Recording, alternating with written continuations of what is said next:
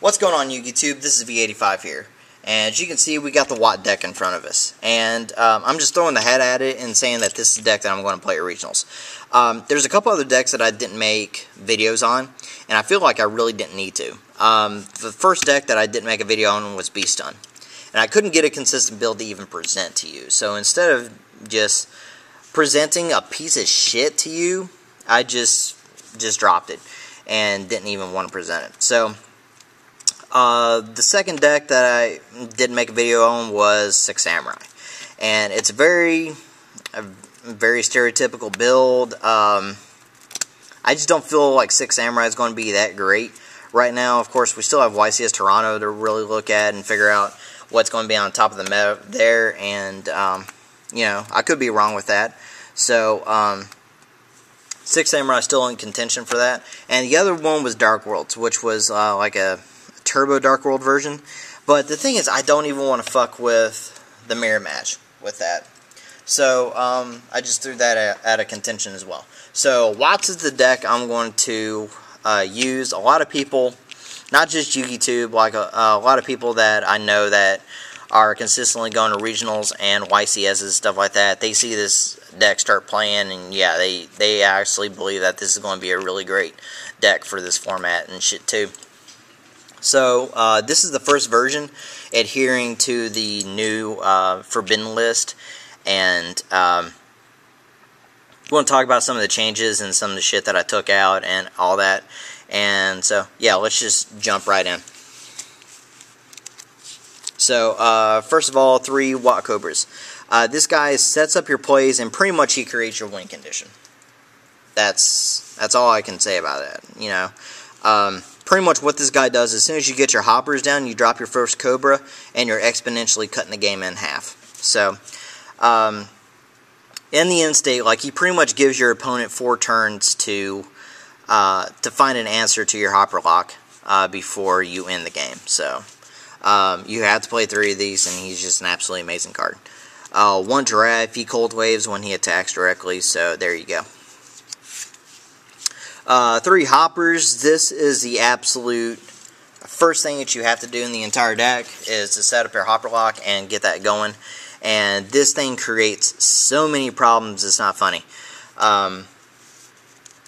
With not many answers to this thing running around main deck, with majority of the meta, like I said, this lock creates lots and lots of problems, and it's seriously, it's not a joking matter once this thing comes out. 3 Dragonflies and 3 Shining Angels. Who doesn't love floaters? And like, Dragonfly is pretty much one of the best floaters in the entire game, so of course you're just going to use the shit out of them. And there's lots of really fucked up things that you can do with Dragonfly, and one of the trap cards that I want to talk about later on. 2 Veilers. I don't know if I was playing 3 in the last build, but 3 just was really cloggy, so put it down to 2. On to spells, 2 Duality, 2 Messengers of Peace. On to staples, Reborn, Dark Hole, Book, Avarice, and 1-for-1. I took the MSTs out of main deck because I felt, you know, I wasn't using them game 1 at all. Like, the only time when I really used them was game 2, when people were siding in Decrees, Light Imprisonings, and Skill Drains against me. So those are the times when you really need the MSTs, if you don't have the Dark Bribe down and shit like that.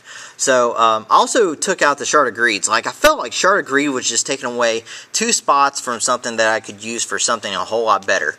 And yeah, for being a great little MST magnet, it just wasn't doing enough for me to warrant 2 spots. So I took that out and replaced it. So on the traps, Solemn Brigade, 3 Huge Revolution is over, and 3 Dark Bribes. Yeah, these 6 counter traps save your ass over and over and over again. These are the gateway to saving your Hopperlock. They are the gateway to just cementing your win condition in over and over and over again. And the next couple cards I'm going to talk about all together, which are Triple Cylinder, double fiendish, and double threatening roar. As you can see, like, one of the main themes that's running in traps is protection.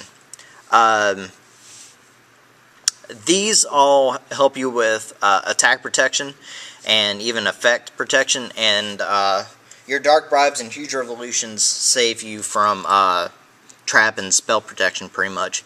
And they all do different things, just like dark bribe and huge revolution do different things. There's lots of really fucked up little things that you can do with cylinder. I'm not going to lie about that. One thing I kept on doing over and over again at locals yesterday was set a cylinder and set a dragonfly. Opponent would bring out something big like a shining or a red eyes darkness metal or a thunder charger or some shit like that, and they declare the attack. I'll cylinder it, and then next turn or next they'll try to attack with something else. I'll let that go and just flip the dragonfly and, you know, do special summoning and get my Watthopperlock all set up.